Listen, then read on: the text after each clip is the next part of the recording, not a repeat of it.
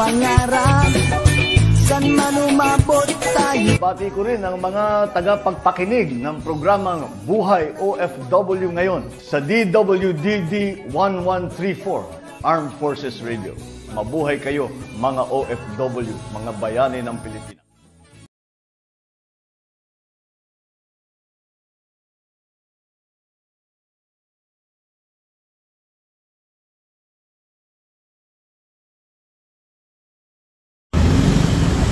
Magandang buhay po sa ating lahat. Dito po tayo ngayon sa National Labor Relations Commission, Department of Labor Employment. Ito po si Terry Alpha para po sa programang Bantay at Kasangga Telemedia, King KSA. At ngayon po nakikita po natin dito ang isang pagtitipon kung saan po ay meron po nila ipahayag ang kanilang lamdamin tungkol po dito sa kanilang kaso. Narito po ngayon ang NICO 3 Employee Association Nueva Ecija. Ang pangulo po nila ay si Edgardo Valero. Ito po ang kanilang mga empleyado na 30 years na pong naghintay sa kaso. Sabi nga marami na pong nawala sa kanilang miyembro. Pero hanggang ngayon po yung kanila pong nabigyan po ng katarungan. Ito po, bigyan ng pansin ng desisyon ng Supreme Court para sa NICO 3 employees na binaluktot po ni Julia Cecily Conching Susito. 33 years of suffering is enough and our hunger of justice. Yan po ang kanila po kahilingan. Sa ngayon po ay nagkakaroon po ng pribadong pag-meeting ang presidente po na si Sir Edgardo Valera at ang commissioner po ng ating National Labor Relations Commission na si Sir Susito. Yan po. Mamaya po malaman po natin kung ano po ang naging resulta ng kanilang pag-uusap. Ito po si Terry Alpha. Pasamantala po tayo muli magkakaroon.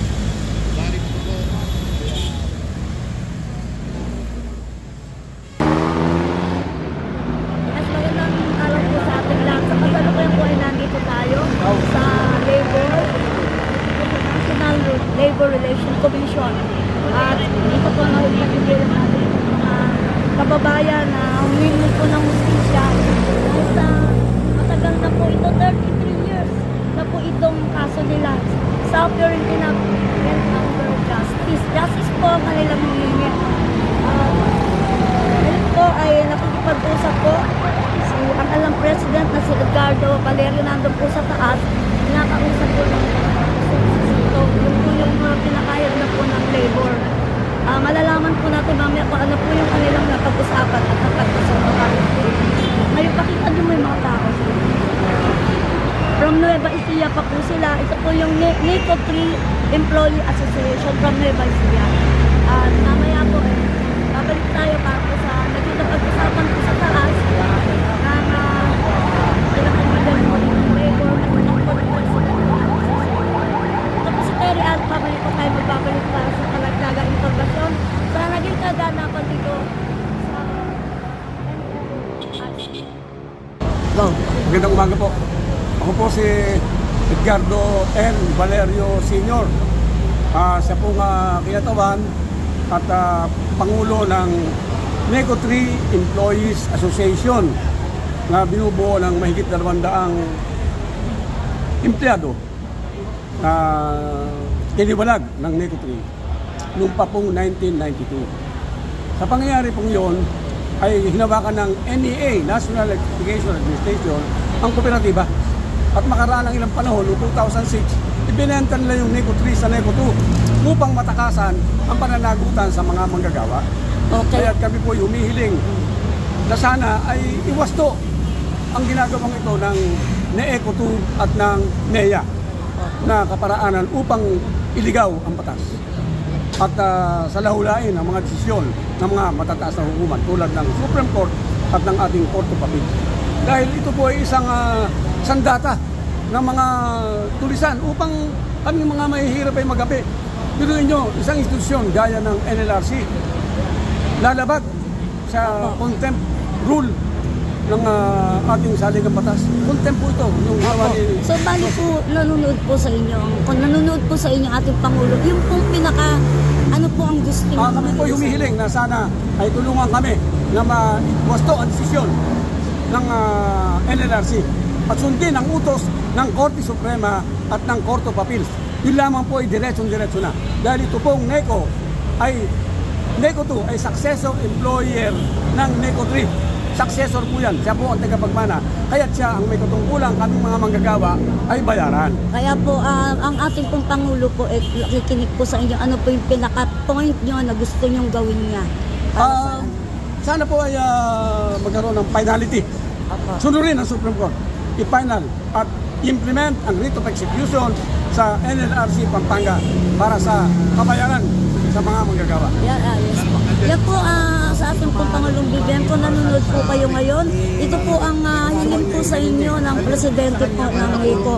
Nabigyan po sila ng hustisya ang kanilang grupo na mula po sa Nueva Ecija pa po, nandito po ngayon sa opisina po ng LRC para po humingi ng hustisya sa nangyari po sa kanila. Yan po. Pangulong BBM ay mapakinggan niyo po ang ating mga kababayan sa kanila pong hinaing. Hustisya lang po ang kanila pong kailangan. Maraming salamat po. Hustisya po at pagbabasto ng batas. Okay po. Good luck po. Yes, mga laboy po sa ating lahat. Ito po tayo ngayon sa vendor building.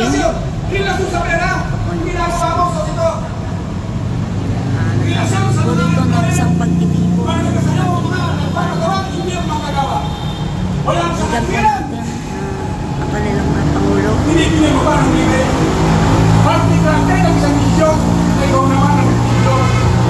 At binabago yung mga desisyon ng Korte Suprema. Binabalikan mo. Binabali mo. Matagal na tapos. Ang kanilang mga reklamo. Pero ano ang ginagawa mo? AGD Crespan. 30 years na pong nagdurusa ang magagawang nanalo sa Korte Suprema at 2 beses na binaboy ni Jesus. Yan, parang sila po. Kayo ba ay natutuwa sa ginagawa ng NLRC? Hindi! Sino ba yan? Sino? Parang drone. Sino? Dapat sumisigaw ng profesya. Sino? Ako walang yan mo, yung abot, saka tumutulo ang tubo ng Sierra Madre. Kami ingat mo. Mga tiga Bumabo, tiga Rizal, tiga Llanera, tiga Naur, tiga Cabaldon, tiga Papayag, tiga Montillo, tiga Piñaranda, lahat na pamundukan. Yan ang tira ang mga tao ito. Pinagpit mo ang tao kapila. Pinagpit mo! Ginawawa mo kami. Sa isang isyong mali. Nasabi mong party granted. Ano ba? Mataas ka ba sa Korte Suprema? Mataas ka pa sa Court of Appeals? Sa mga maestrado na sumulat ng desisyon? Masyadong malala ang ginagawa mo. Kaya nagkarang-karang na Chairwoman Grace Manifesta. Unawain po ninyo yung kalagayan ng mga pagkakawa mo. 2 beses po ito sa ating. Commissioner, Sosito, sana matawag ka. Hindi ganun lamang.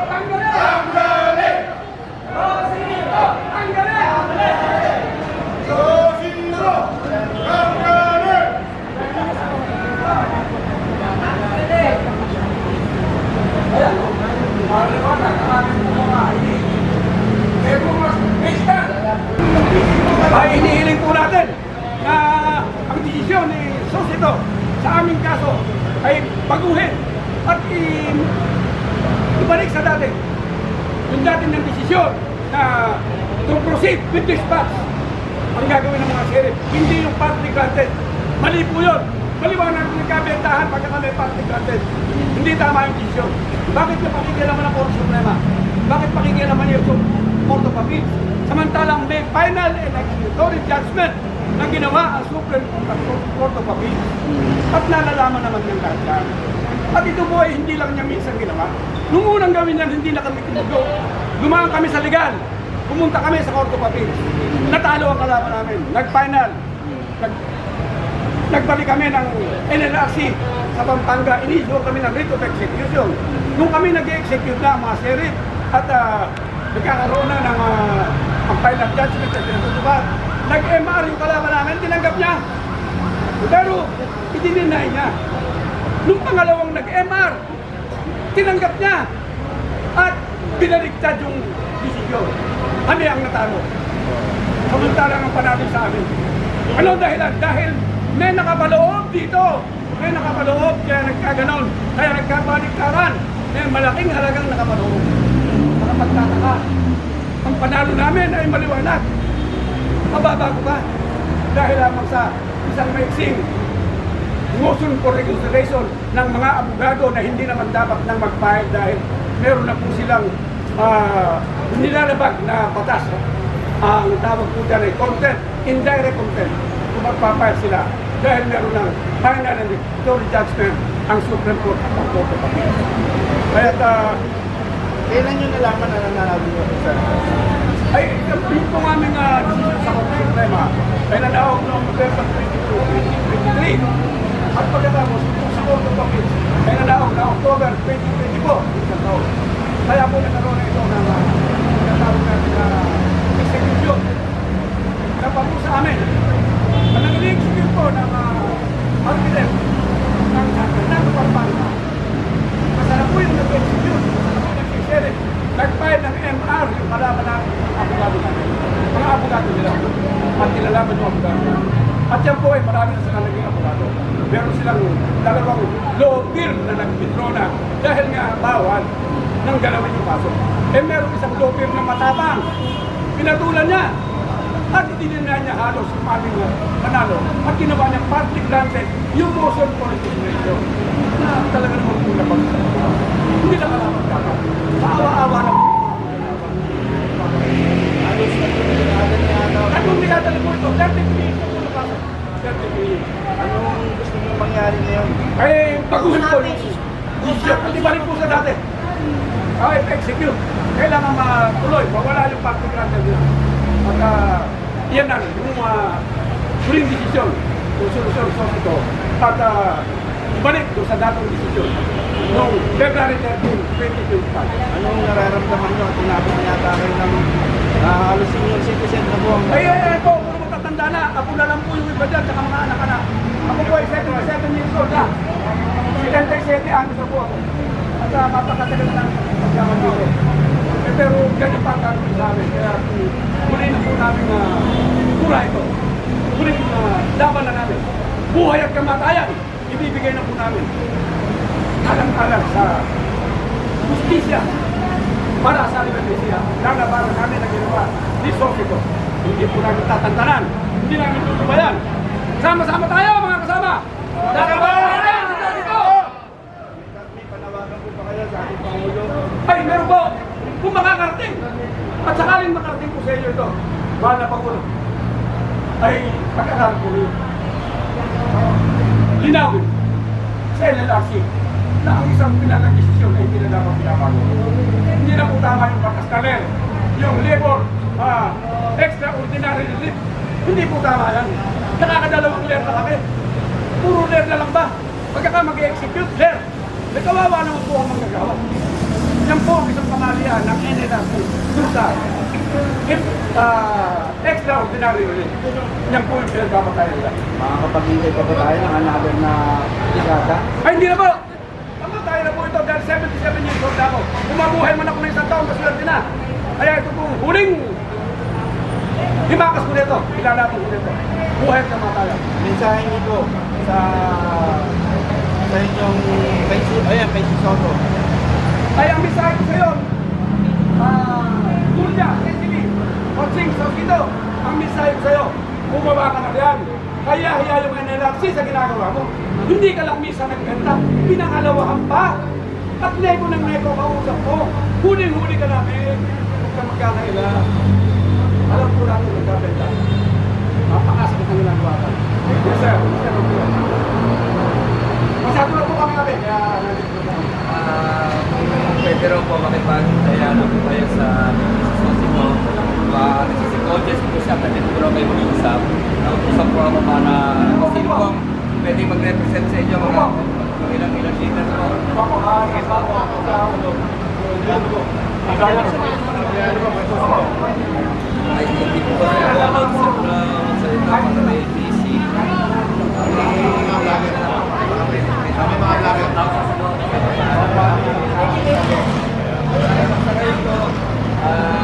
Hindi po ako ng mga representante galing sa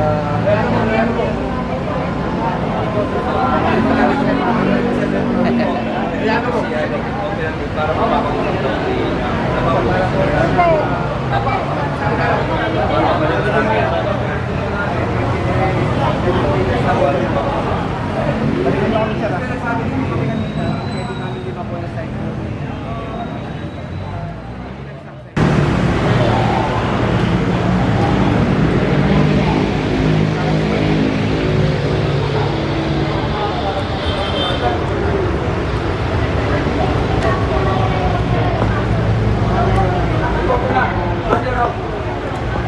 Ako, si Edgar Valerio.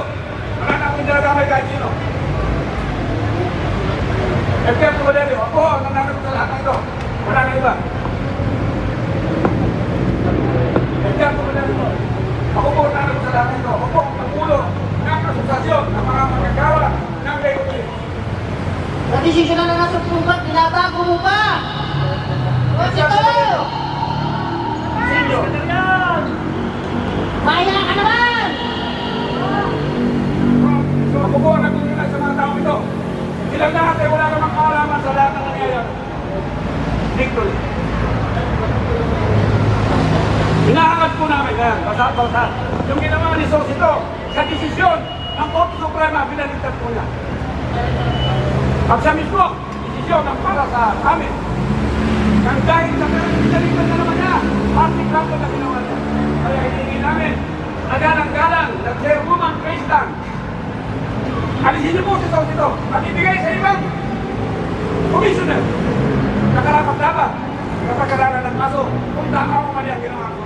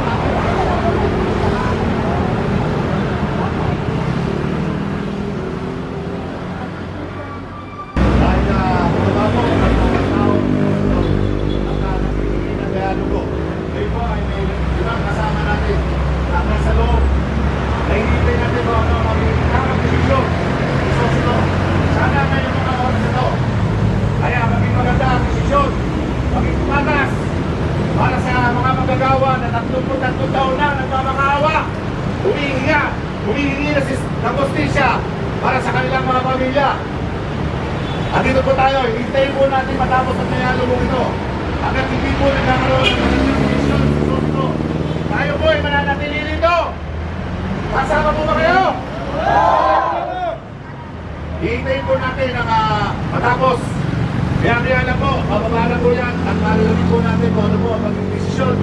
Commissioner Sosito.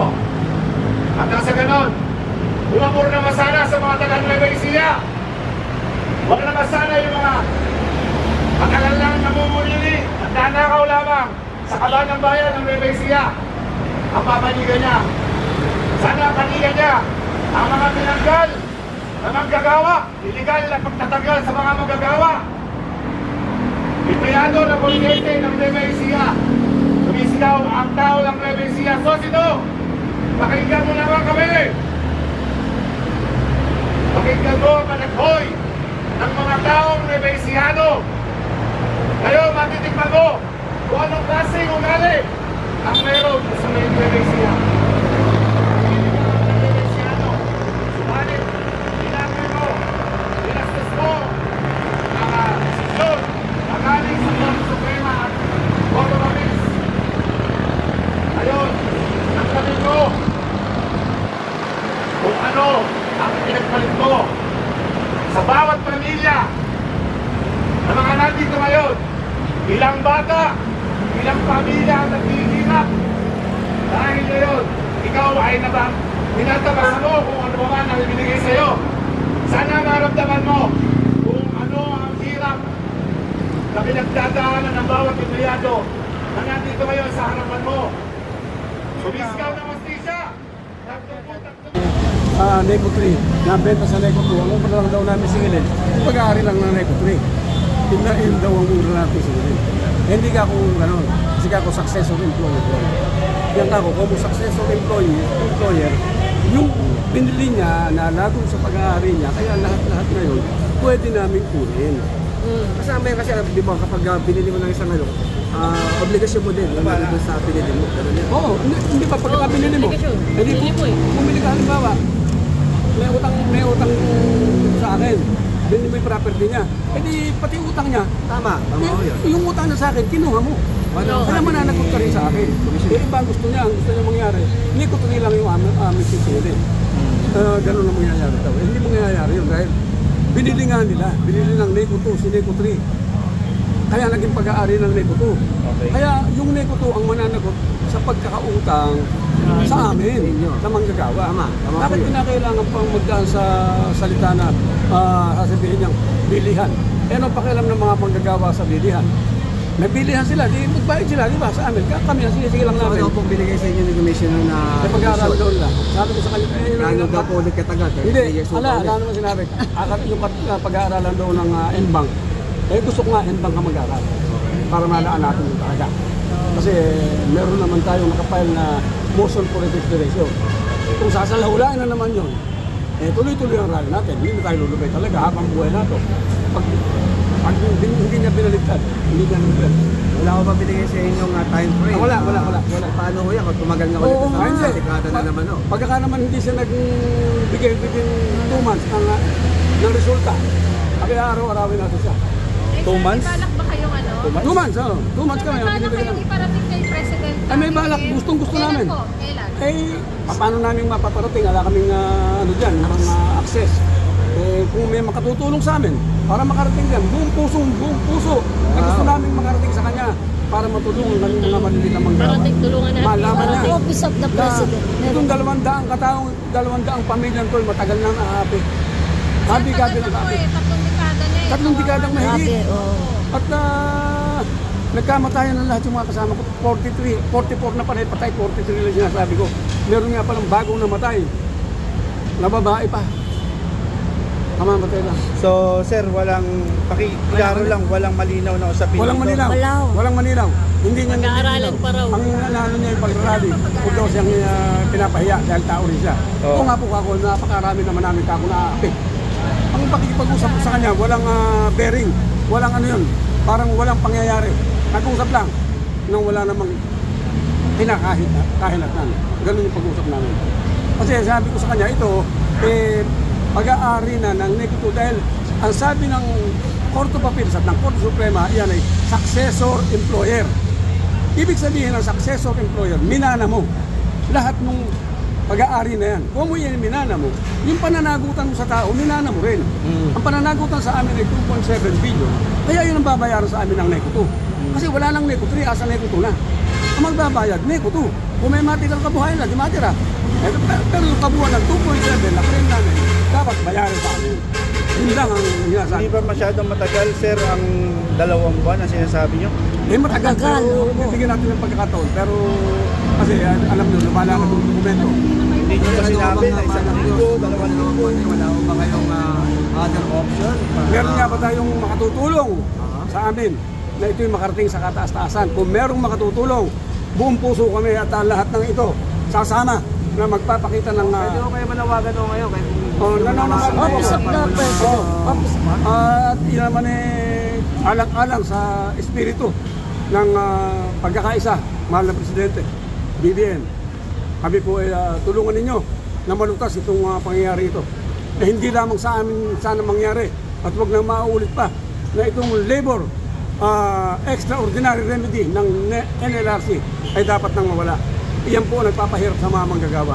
Biruin nyo, final and executory ng Supreme Court at ng Court of Appeals, magkakaroon pa ng desisyon ng NLRC na mas mababa ng dihamak. Paano ba naman? Kailan matatapos ang asunto? Kung lagi na lang merong lair, hindi lang matatapos yan. At binabiolate po yung ay tuntunin ng pagkakaroon ng paglabag sa batas. Dahil ito po ay maliwanag na indirect contempt. Ang ibig pong, ang unawa ko po, pagkakakontempt ay bawal na. Pero ginagawa pa rin po ng mga abogado at ng mga komisyon. Kaya yun po ang kahilingan ko, mahal na Pangulo, na tulungan niyo po ang mahigit 200 manggagawa nito, ang 200 pamilya na matagal nang naaapi. Maraming salamat po kung kami ay matulungan. May tiwala pa ba tayo sa gobyerno? Mahirap po natin sabihin na tayo laging may tiwala.